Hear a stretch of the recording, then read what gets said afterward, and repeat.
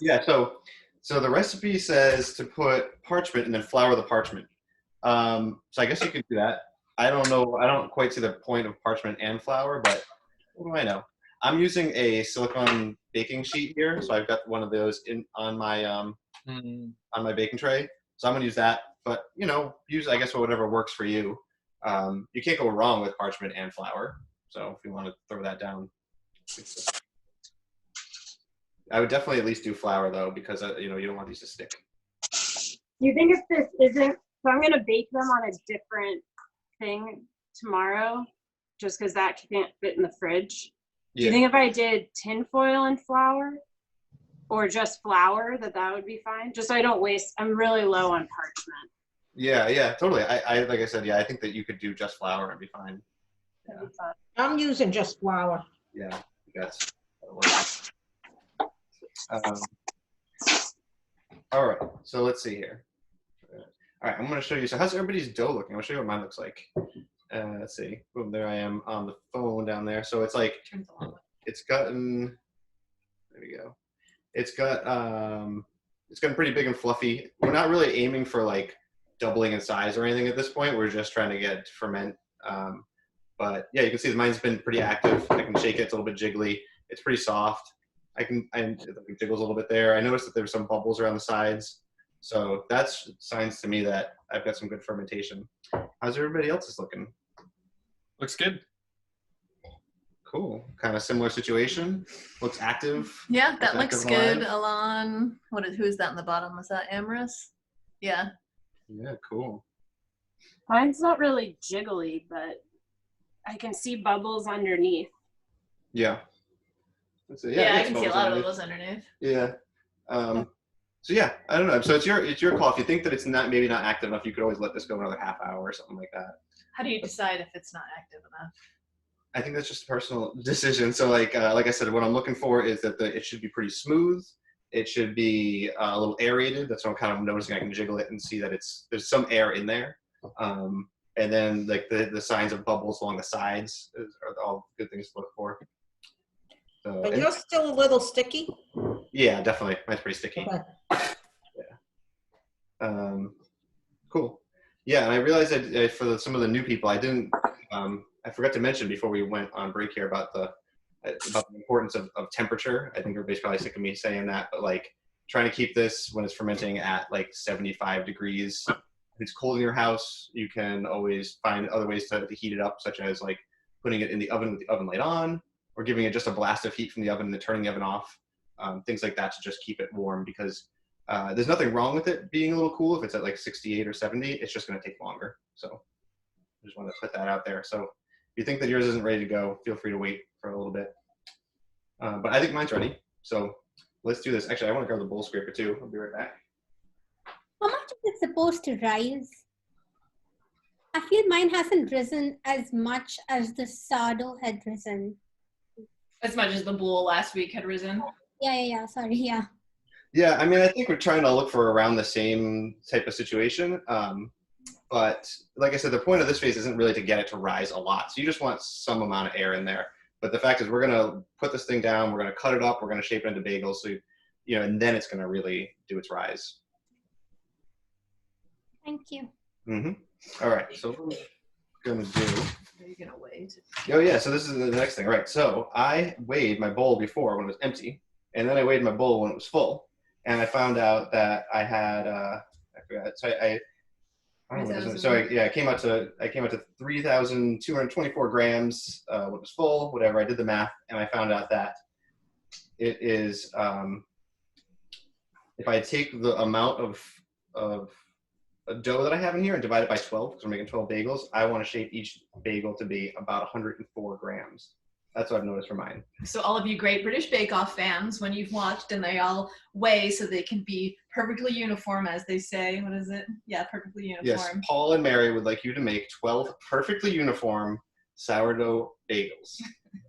I'm Paul. I'm Mary. This is Paul. My eyes aren't steely blue enough. You don't want to anger Paul, let me tell you. I'll tear apart your bagels, literally, while I eat them. Yeah. Anyhow, moving on. So if you have your measurements, weigh them and find out what your difference is. If not, you can go with, it looks to me about 100 grams per bagel. So you can feel free to use that number. Yeah. Do you want some flour to put on your scale so it doesn't stick? No, actually, I think I'm just gonna do this no flour. Let's find out here. I can always add flour later, Okay. but here's what I'm thinking. So now I'm gonna take this, I'm gonna turn it out onto the counter, and I'm going to, maybe I'll put a little bit of flour on the counter. I'll put a little bit of flour on the counter because this is gonna stick. I'm going to turn it out, and I'm going to cut it into 12 equal pieces. I'm gonna try not to like knock too much air out of it. It's sort of inevitable, right, that you're gonna do some of that though. And then, and I'm gonna weigh them. So let's get started here. And I'm not gonna shape them into bagels right away. Actually, I'm gonna shape them into balls first. So you're turning your dough out onto a floured surface. He's using a bowl scraper to get it out. If you don't have a bowl scraper, you can use a spatula or your hand, somebody else's hand. And if we don't have a scale, then do we just size it? You guys have to eyeball it, yeah. And they, you know, they're not going to taste bad or anything. It's just they might not be uniformly sized. So now here comes the moment of truth here. So I've got my bench scraper. You can feel free to use a knife if you don't have a bench scraper. And I'm going to stab at this. What I think is going to be about 1/12 of this. If you don't have a scale, Abby, maybe you want to take your dough and divide it in half. In half first. And then Yeah, that's what I was thinking, just like having it until I get to 12. Yeah. Yeah. My first estimate wasn't that good. 98. All right, that's close enough. 98. Cool.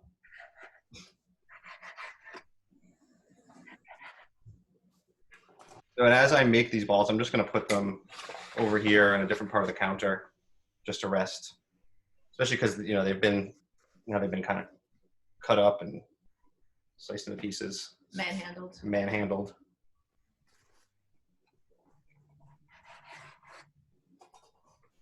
What do you think there? 91, not bad. If you're using a scale and you cut exactly 100 on the dot, you win a prize. What's the prize? A perfect bagel. Oh, okay. Hey, sorry I'm joining late. So what step are you doing now? So right now I'm trying to cut this dough. I've poured my dough out onto the counter, and I'm going to try to cut it into 12 perfectly equal pieces. I'm aiming for 100 grams per piece. 104 technically. 104 technically, but who's counting? 95. I'm getting close, guys. I'm getting close. Sorry, so I've got like 101 gram thing on the scale, and then you're making it a ball then, or you're just like plopping it? I'm just kind of plopping it at this point. Okay. I've got just a bunch of plops over here. What are you doing if you do under? Do you just cut some off of another one and add it? Yeah, so you can see, you want to actually use the camera there and show them what's going on? Well, this is actually pretty nice for them. Okay. So, hey, look at that, 104 on the dot. All right. All right, so yeah, so let's see here. So I've got 5 of them that I've already cut. Here's my big bulk of dough here. I'm just gonna cut into that. So what I think is about the right size. Drop it on the scale. Comes out to 81, so I'm short. So now I'm just gonna go back and cut a little bit more off the big bulk. There you go, 102, close enough for me. Don't tell Paul, I'm only 102. Cool, so you can see as I'm making all these things, they're pretty uneven. That's okay, we're gonna we're gonna shape them into a ball, and then we're gonna shape them into a bagel. So right now they're just trying to come back together into one cohesive shape.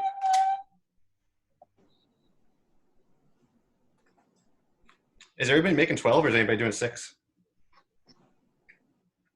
I'm doing 6. Was that Amorous? Yeah. Okay. Don't forget, everybody, you have the space bar trick if you need to unmute yourself. If you're on a laptop, you do. I'm also doing 6, but I'm not shaping right now. Cool. You get to watch and see if my math was correct. I'm like looking at this dough and I'm like afraid that, did I divide by 12? Did I divide by 10 and a half? Let's find out. It's a little bit too fat. So it's getting the shave. That's gonna be too big of a shave, I think. You were correct.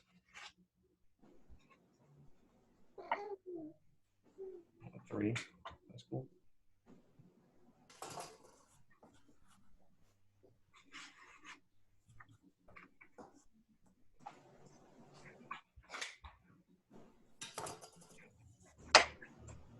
Right. We're making a dozen with the expectation that we'll be putting some of them in the freezer, but we'll See if they see. last that long. Yeah. Yeah.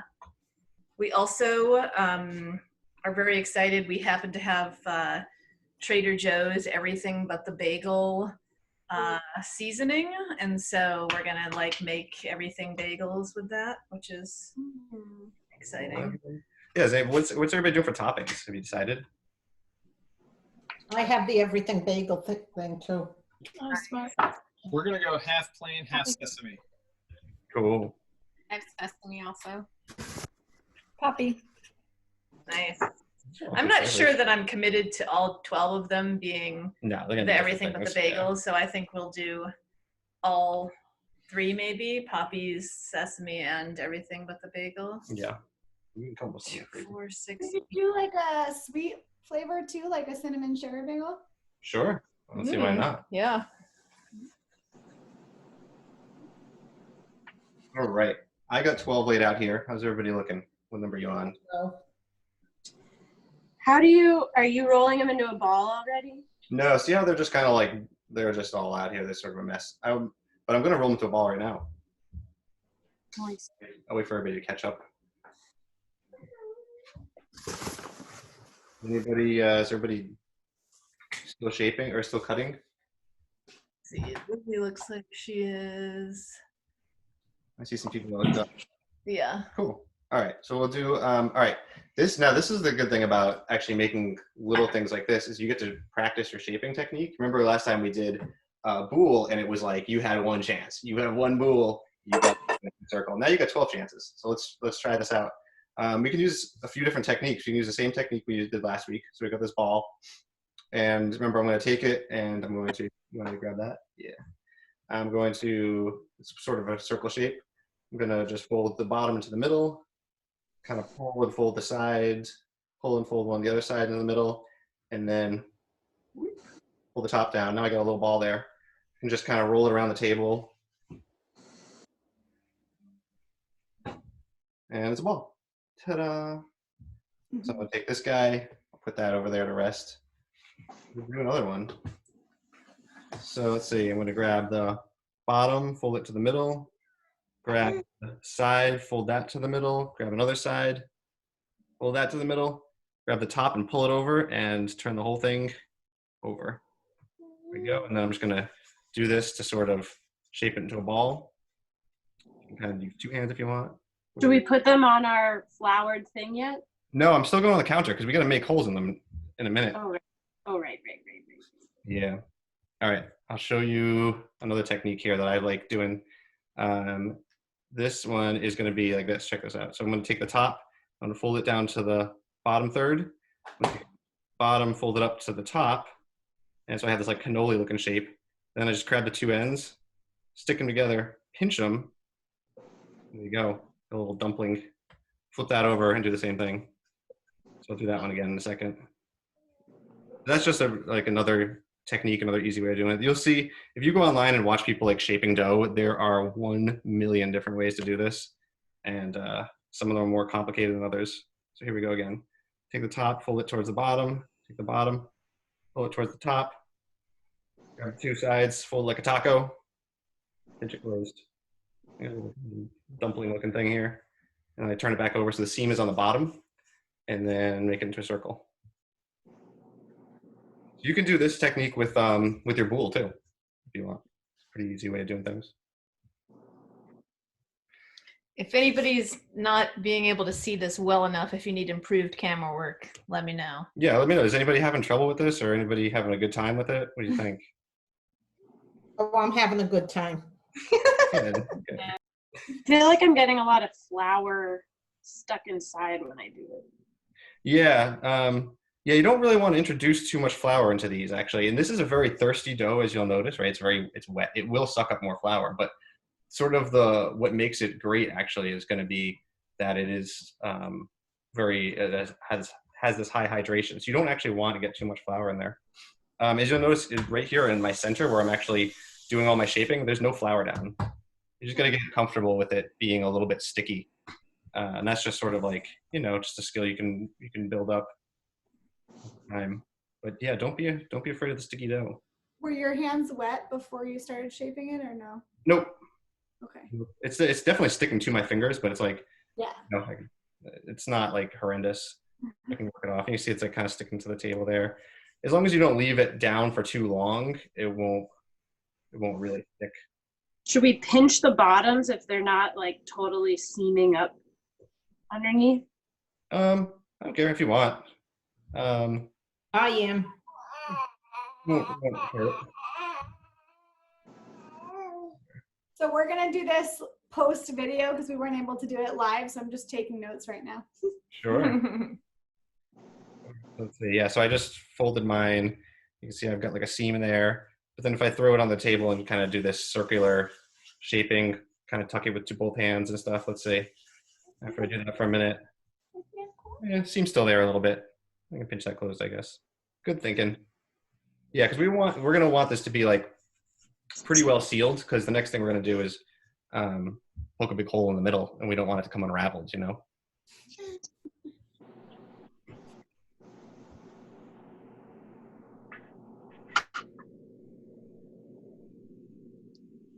All right. Maybe I'll use this as an opportunity to try some different ones. All right, ready for this one? This is the stitching methodology. So I'm going to take this. How did I do this thing? I think for the stitch, you would fold the bottom into the middle. I think same idea, make the envelope. And then starting at the top here, I'm going to actually take a corner and stitch it towards the center. Take a corner, stitch it, and then keep grabbing corners until you kind of stitch the whole thing together. I don't know either. This seems kind of looks like a caterpillar. It totally looks like a caterpillar. And then it has a bubble there. And then I'm going to take the top and pull it over the bottom. So I don't know. I've seen some people do that. It seems a little excessive to me. I feel like it's exciting to have the opportunity to practice these techniques, since you usually, like you said earlier, you only get one shot. So Yeah. Oh, wait, do you want to practice some? Sure. I'm gonna right. wash my hands again. Get in there. I'll save some for you. touched my face. I have to wash my hands again. So next weekend, I believe we're going to try to do hot cross buns. That was the second pick out of our poll, and so yeah. I want to double check what the weather is going to be like. All right, we'll see. Jenny's has some doubts, but this is going to be a really similar process. We're going to make 12 for the sourdough. You would make 12, or for the hot cross buns, you make 12 buns. Do the same technique. All right, hop in there. Let's see if Jenny can do it. She's been watching. I don't watch. I'm not actually paying attention to the content. I'm worried about the. All right, so you're going to grab the bottom and pull it towards the top, or towards the middle. Yeah. Actually, you know, make this into more of a circle. It's sort of like all weird shapes. All right. Grab the bottom. Towards the middle. Towards the middle. Yeah. Top towards the middle. No. Corner. Yeah, side to the middle, and the other side to the middle. Sticking to my hands. And then grab the top. Yeah, and then pull the whole thing over. So the seam's now on the bottom. There you go. I don't know. You just need more practice. You can rub your hands in some flour too. Maybe I should leave this to the professionals. At least everyone else has already done it a bunch of times, so they know what they're doing instead of watching me. What do you think? So we made popovers while we were like in limbo, and they did not come out as good as last week. And wondering why. Could that be because of our starter? No, actually, your starter shouldn't have too much of an issue with that, because the starter isn't what makes the popovers pop. The starter just adds some taste to it. Okay. A few things that I think could be contributing to a popover that doesn't pop is temperature of the ingredients and temperature of the pan. So you want to make sure that, did you preheat the pan? Yes. Cool. All right, that's good. And then did you take like, especially like the milk, did you bring that up to room temperature, even a little bit warmer than room temperature? Yeah, I did. I put it in a pan on the stove and did it like I did it a power of 3 and made sure it was warm to the touch. But they're super eggy, like it tastes eggish, and it didn't last time. So I'm really curious. Huh. Yeah, I don't know. I mean, that sounds like pretty good. Another thing is like, eggs straight out of the fridge are really cold, so you could run those under warm water for a minute to warm those up. Did you use 3 eggs? Yes. No, it sounds like you did everything right. So I don't know. I think so too, but it doesn't taste right. But did they pop or they just not taste right? I will show you. I would say no.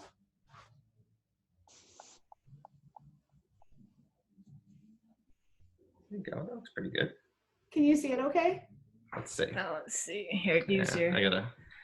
Yeah, it looks like a muffin. Yeah, it didn't really pop over, huh? And it's super eggy. Like it's not like it just has that egg taste, and I'm like super Interesting. disappointed. Do you think it didn't get baked long enough? Maybe. You think that could be it? Okay. I don't know. If it tastes eggy, that's what I'm thinking. It hasn't been baked long enough. Yeah. All right.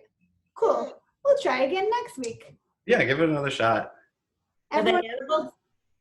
what was that? Are they edible? Oh, everyone in the house ate them. There's Well, then don't worry about it. not bad. Oh, he's so cute. Thank you. He's learning to bake too. What's his name? Benjamin. Benjamin. All right. He could be our like little baking mascot. Huh. Yeah, totally. Huh. David and Dan used to bake with me. That's right. That's where I got my start. I still remember we used to have like a little kids cookbook, baking book. It had like, things in it like thumbprint cookies and stuff like that that were pretty easy and fun. In a little apron and a hat. Yeah, little like measuring cups and stuff that were brightly colored. That was fun. I think we need some pictures next week. Right? Chef David. Like everybody's done making. Yeah, so everybody's got balls. these. Like maybe Alice is still working.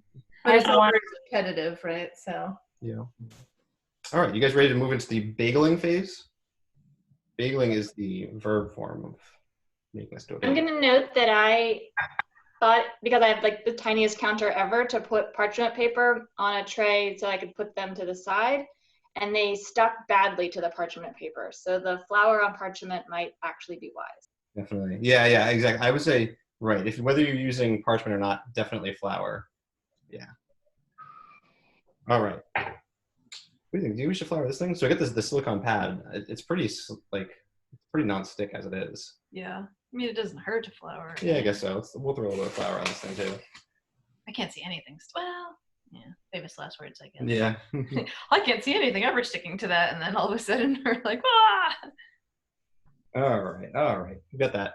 So now let's try let's try turning these into bagels. So we've got one of these guys. I'm using my bench scraper to pick it up. They could be a little stuck. And it looks pretty circular. I'm just gonna grab it and just pinch through it. So my hands are pretty well floured too, so this should prevent it from sticking. So just pinch through, make a hole in there, and then I'm going to just kind of work that around and try to make it into about an inch and a half around.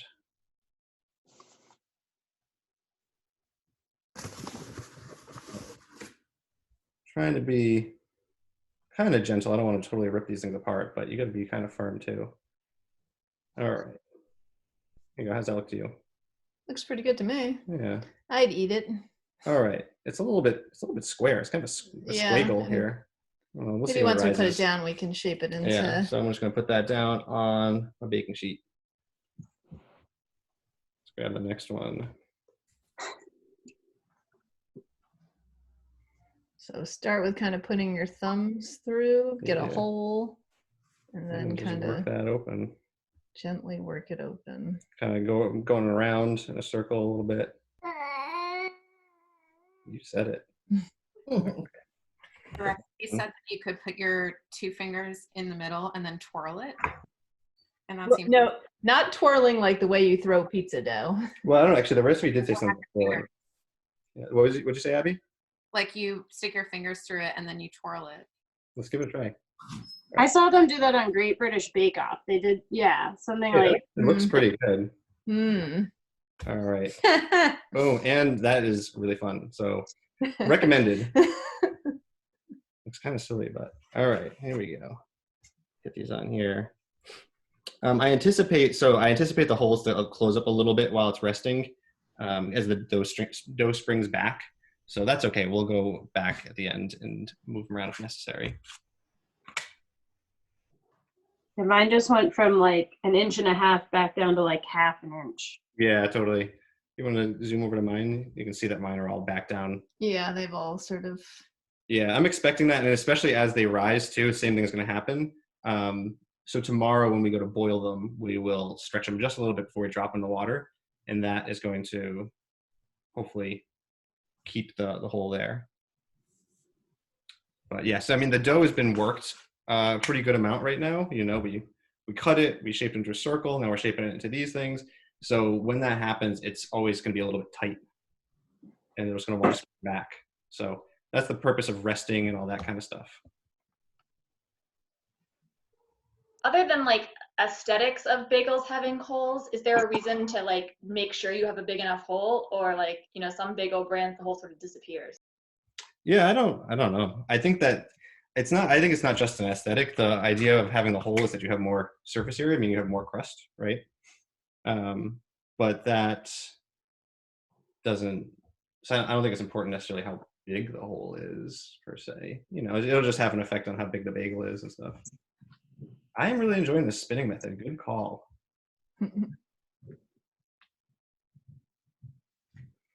Your ones that you spun look less demented than The ones I just stretched. Yeah. Yeah.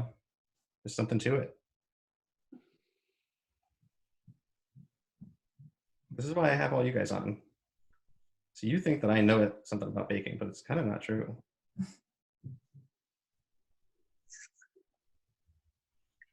All right, so I need to go 3 by 4, huh? Yeah. Yeah, you look like you'll fit perfect. Yeah, actually, I might even be able to move them over. Yeah, totally. They smell good. Do you want to do some twirling? Sure do. All right, we'll get over here. All right.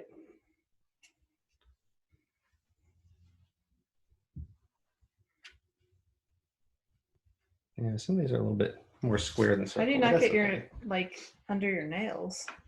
You just push it with the flat of your finger, I guess, instead of like into the nail. Get it all the way through. Give it a little bit of stretching, yeah. Doesn't matter what finger I do on? I don't know, maybe there's optimal bagel finger. I don't know. How's that look? It looks pretty good. Bigger. A little bigger. Don't throw the bagel on the floor though. Yeah. It's got some air bubbles. Mm-hmm. Yeah, I think these are gonna be good. They do seem to be pretty active. You got bubbles. I'll do one more, then you can do the rest. Yeah, some of them you can. It looks like the hole's closing, but I guess we'll help it get bigger in a minute. Mm-hmm. Ow.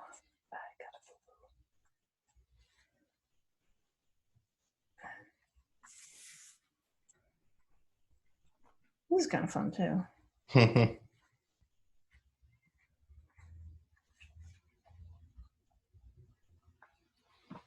Uh-oh. Don't break. What did you do? Don't break my bagel. Over enthusiastic twirling. Oh, my hole's kind of off center a little bit. What are you gonna do? None of my holes are centered. That's right. These are gonna be artisan bagels. We're gonna have some personality.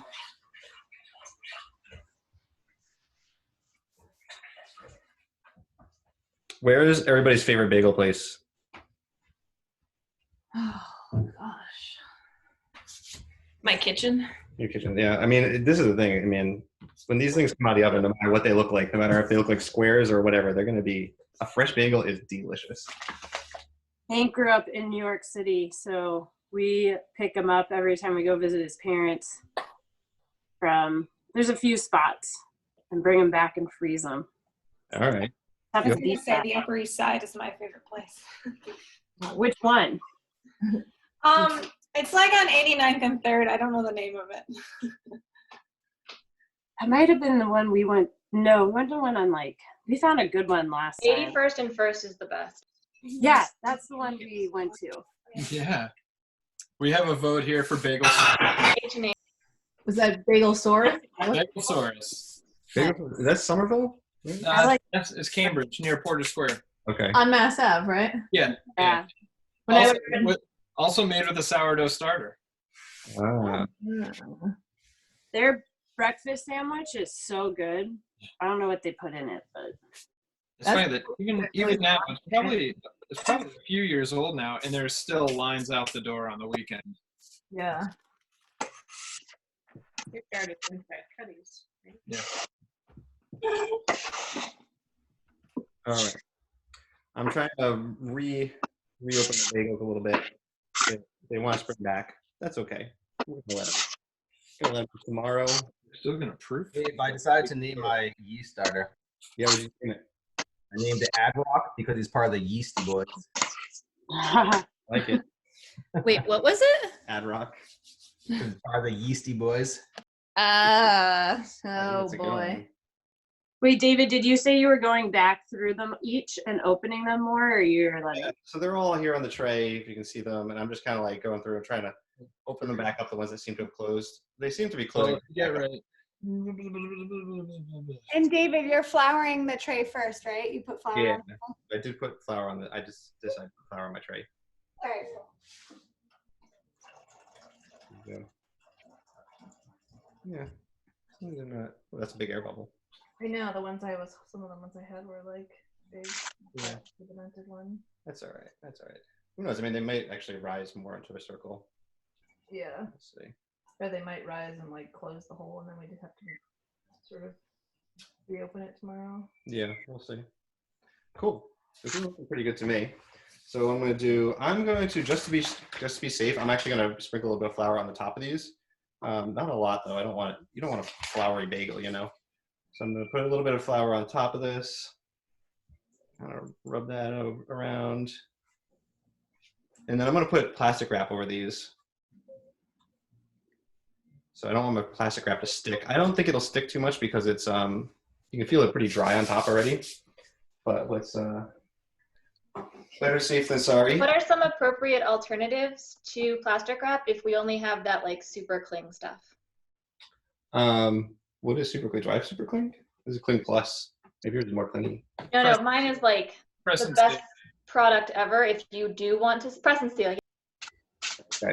Cool. I mean, I would say whatever you got. If you have the beeswax thing, if you've got probably tin foil, I guess. Would work, yeah. Tin foil approved. Okay. Sure. Sounds good. I mean, the recipe says plastic wrap, but hopefully the tinfoil doesn't stick. But if you put a little bit of flour on there, hopefully it'll be okay. All right. Did I miss any of the steps here? All right, so we form them to 1 inch to 1.5 inches wide. After you've placed them on there, you can go back and restretch the holes once you're done forming all the bagels. Cover the pan with plastic wrap and leave at room temperature for 30 minutes, then place the pan in the refrigerator overnight. how much are they gonna double? I was just gonna read Or that. how much? And this says, in the morning, take the pan out of the fridge and unwrap it. The bagels should have risen by at least 50%. If they haven't, leave them at room temperature until they've finished rising. There you go. So I think that when these rise, they're gonna run into each other, but I guess we'll find out. You already seasoned them, right? No, actually, we're gonna season them tomorrow, I believe, after we boil them, right? Yeah. So tomorrow we're gonna drop them in boiling water, pull them out, and then drop some seasonings on. Oh, cool. Yeah, because I think if you did it right now, all the seasonings would come off when we boiled it. Very cool. Yeah. Romo, will they hit each other? I feel A, they're rising up, and B, they now have the structural integrity to not befriend their neighbor. We'll find out if that's true. Because I mean, the thing is, if you make like biscuits or if you make like a hot cross buns, whatever, you put them near each other, they definitely do, latch onto each other. So we'll see. I think it won't be bad though. Yeah, and maybe their edges will be sort of dry enough that they. Yeah. Are we doing an egg wash tomorrow, or is it you just put the seasoning on right after they come out of the water? Yeah, so actually what we're going to do is tomorrow we're going to actually cut off. We'll take them out of the water and then we will put egg wash on them and then put all the seasonings on them and then put them in. And the egg wash is egg whites, right? Not whole egg. Is that what it says on there on the front? I think I so. think it I'm is pretty egg sure white. your ingredients. Yeah, 1 egg white, whisked lightly. So tomorrow we'll need an egg white. Use them. Pretty good. So yeah, tomorrow when we get started on this, come to class with your oven preheated and with a pot of boiling water. We want, like that says a gallon of boiling water. If you want to measure it, I guess. But we want enough room that these guys can swim around. We use like our Use a stock pot. the stock pot, so a big. You can use those people who bought Dutch ovens. Why not put that to use? You can put that on the stovetop and boil water in that. Yeah. Maybe we should do that. It's probably a bigger surface area. Yeah, that's true. So, yeah, so you got a couple options there. So right now you're leaving this out of the fridge for 30 minutes, and then in 30 minutes putting it in the fridge. Go in there overnight, and then you'll see it tomorrow. So tomorrow morning when you wake up, check them. If they seem like they haven't risen or whatever, you can leave them out. Take them out at 8 a.m., take them out at 9 a.m., whatever, let them come to room temperature, and that'll help them rise some more. One thing to check when you want to see if your dough has been correctly proved, we talked about this with the bread, same idea, you just poke them. If it springs back right away, if your fingerprint springs back right away, then you know that they are not sufficiently proved. If your fingerprint stays there for a little bit, 30 seconds, whatever, good to go. If you feel like your finger can go all the way through, then it's overproved. There's nothing you can do about that. You just know for next time that you may need to change your timing or temperature. So everybody got that? Any questions or anything? I think we're. How's all the bagels looking? Is everybody's looking good? Alice sent a picture. Hers look good. I think I saw Alon's earlier. Yeah, those look good, Alice. Yeah. Got a couple little butt cheeks right there. I think so. Love me some bagel butt cheeks. I think some of ours look a little funny shaped. Yeah, That's yeah. the name of the game. Looks like everybody else's are done. It looks like maybe Alon chose to do. I did 6 and 6. Right. Cool. Let's see. Abby's got a picture. Hey, Abby, those look good. Nice. Yeah. I was like, she's turning them sideways. Don't do that.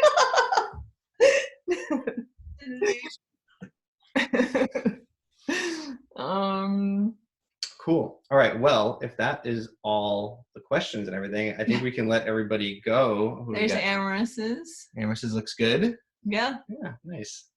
Yeah, I can let you all go and enjoy the day. It's a beautiful day out there. And tomorrow morning. 10 o'clock. The bageling. The bagel. That's right. All right, cool. All right. See you all later. Have a good evening. Bye, thanks.